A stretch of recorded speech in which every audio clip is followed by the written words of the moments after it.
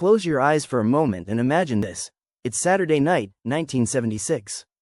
The smell of your mother's casserole still lingers in the air.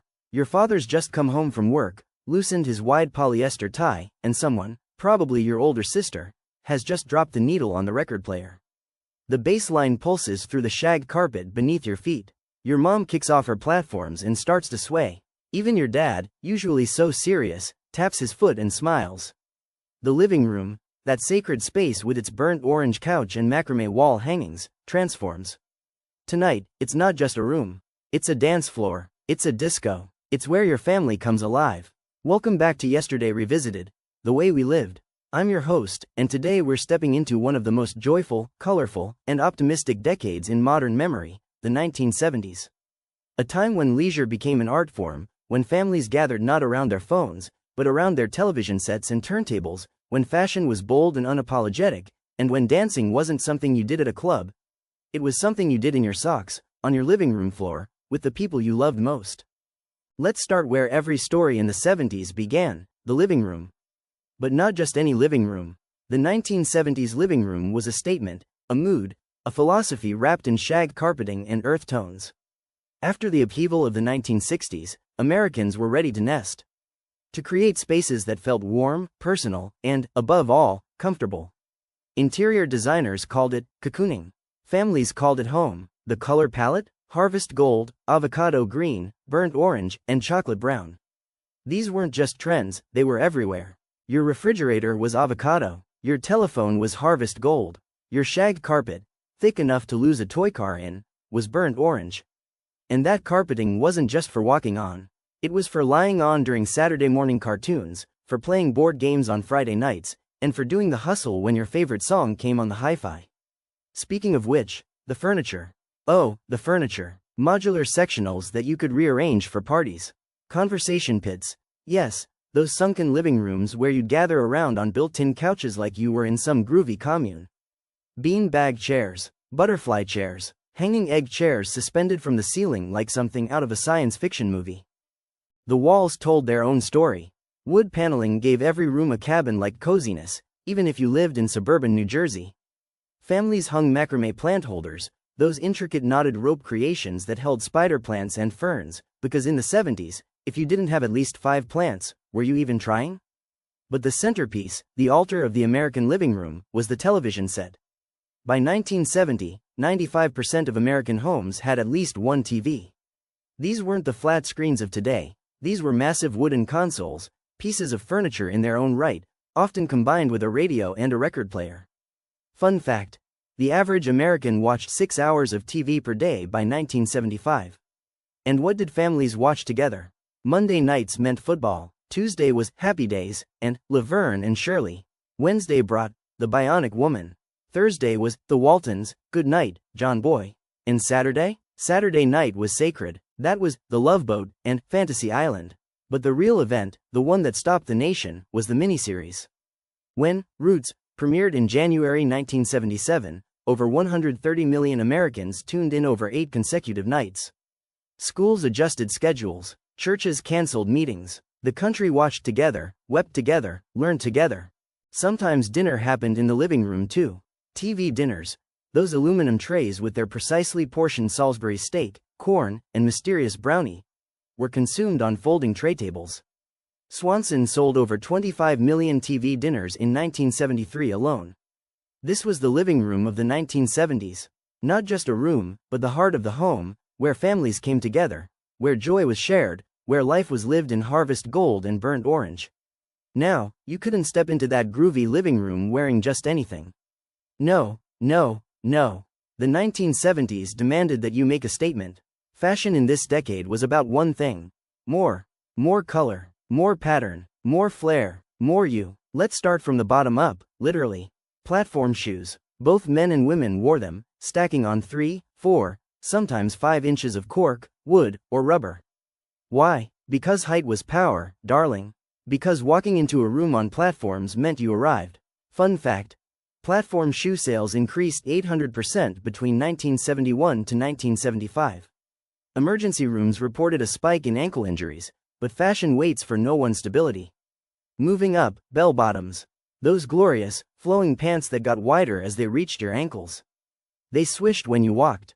They swayed when you danced. You could fit an entire alternate universe in those pant legs.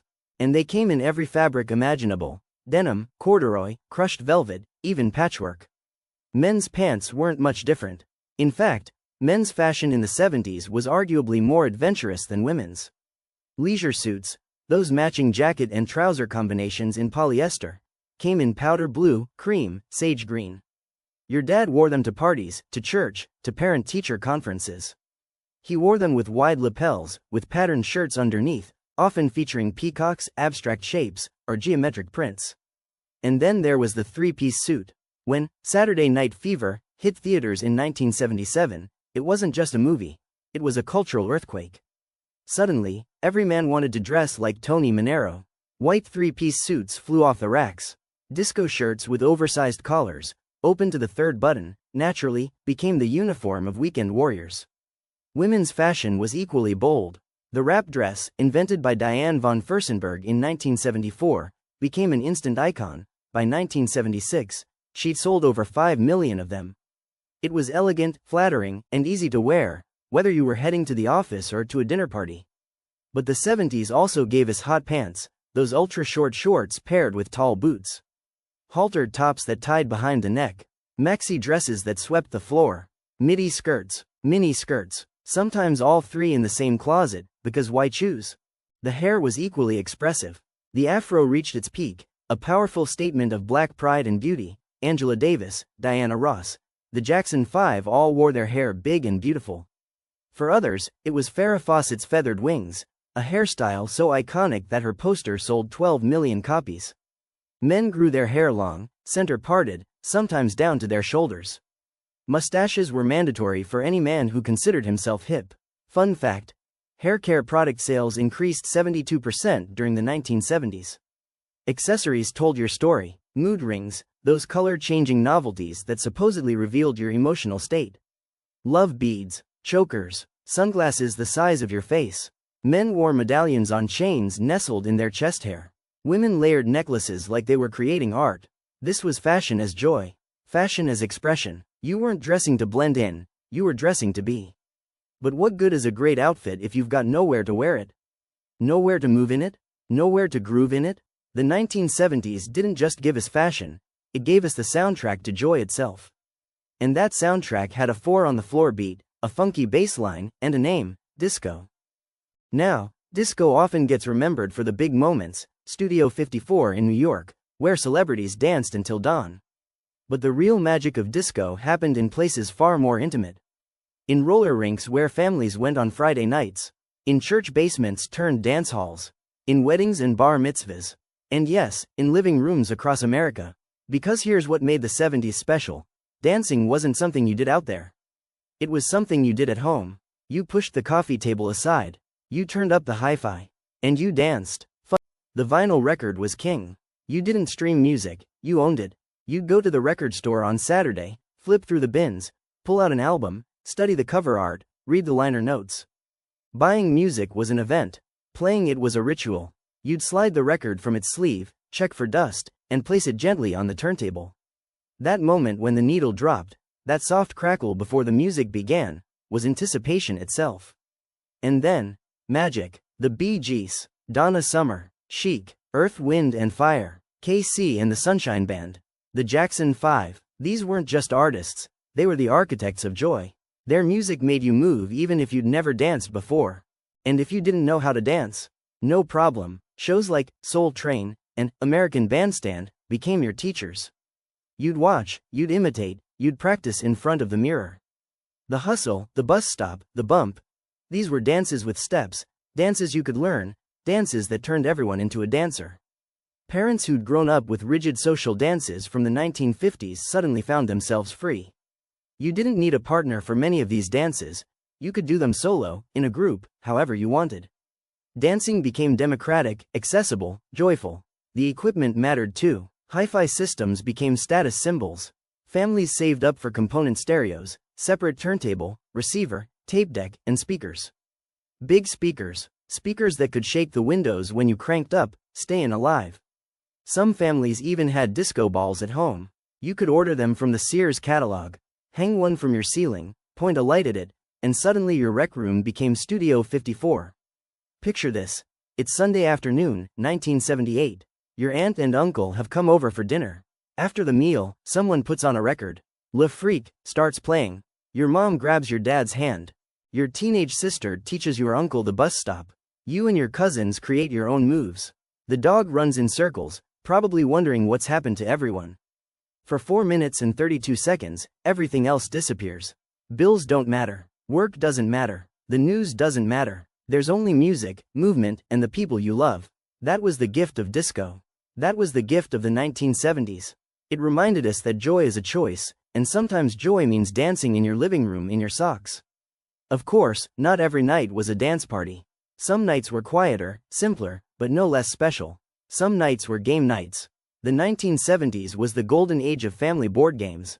After dinner, when the dishes were done and homework was finished, families would gather around the coffee table or sprawl across that shag carpet we talked about earlier. Someone would pull out a game, and the living room would transform once again. Fun fact: board game sales tripled between 1970 to 1979. The classics were there, Monopoly, of course, still causing family arguments over Park Place and Boardwalk. Scrabble for the word lovers. Clue for the mystery fans. But the 70s also gave us some new additions. Operation. That game where you had to remove tiny plastic ailments from Cavity Sam without touching the sides and setting off that nerve-wracking buzzer. Your hands would shake. Your siblings would shout encouragement or, more likely, try to make you laugh at the worst possible moment. Battleship. B7. Miss. The anticipation of whether you'd finally hit that destroyer. The devastation when your opponent called out, "You sank my battleship." Twister, introduced in the late 60s but wildly popular throughout the 70s, turned your body into the game piece. Right foot red, left hand blue. Someone always fell. Everyone always laughed. Then there were the puzzles. Not digital puzzles, actual jigsaw puzzles with 500, 1,000, sometimes 2,000 pieces spread across a card table in the corner of the living room. Working on a puzzle was a family project that could last weeks. You'd work on it a little each evening, different family members contributing as they passed by. And when you weren't gaming, you were watching. But watching TV in the 70s was different from today. You couldn't pause live TV. You couldn't binge watch a whole season. You had to wait. Wednesday at 8 p.m. meant you were watching what was on. If you missed it until the summer reruns. This created a shared cultural experience. On Thursday morning at school, everyone had seen the same episode of The Brady Bunch, or The Partridge Family. You had something to talk about. You'd make popcorn, Jiffy Pop, the kind you shook over the stove until the aluminum dome expanded like a silver balloon. You'd pour soda into those colored aluminum tumblers. You'd settle in as a family, shoulder to shoulder on that orange couch, maybe under an Afghan your grandmother crocheted. Fun fact: in 1975, the average American family spent 16 hours per week together. 16 hours per week, together. No phones to scroll, no tablets to retreat to. Just each other. That number would seem impossible today, almost quaint. But in the 1970s, it was just Thursday. The 1970s weren't perfect. No decade is. There was inflation and gas lines, political scandal and social upheaval. The optimism that defined so much of the decade existed alongside real struggle. But in those living rooms, in those moments when the record played and the family gathered, when platform shoes were kicked off and board games came out, when the TV brought everyone together and the shag carpet cushioned tired feet, in those moments, there was something pure. There was joy, simple, uncomplicated, unironic joy. We danced because the music made us move. We dressed boldly because life is too short for beige. We gathered together because that's what families did, not out of obligation, but because being together was the best part of the day. Today, we have more technology, more entertainment options, more ways to connect than the people of the 1970s could have imagined. We can video chat with relatives across the world. We can watch any movie ever made with a click. We can listen to any song from any era instantly. But here's what we've lost: that friction, that limitation that forced us together. We've lost the ritual of buying a record, of waiting for your show, of having nothing to do on a Saturday night except be with each other. The good news? We can reclaim it, not in the same way. We can't go back, and maybe we shouldn't want to. But we can borrow from that wisdom. We can have phone-free dinners. We can have dance parties in our living rooms. We can play board games. We can choose togetherness even when technology offers us escape. The 1970s taught us that joy doesn't require much. It requires music and movement. It requires showing up, being present, being willing to look a little silly in your bell-bottoms and platforms. It requires saying yes to one more game, one more dance, one more evening together. So tonight, when you get home, maybe push the furniture aside. Put on some music. It doesn't have to be disco, but it wouldn't hurt. Grab the people you love and dance, because the 1970s had it right. The living room isn't just a room. It's where life happens. It's where we choose joy. Thanks for joining me on Yesterday Revisited, The Way We Lived. Until next time, keep the music playing and keep dancing.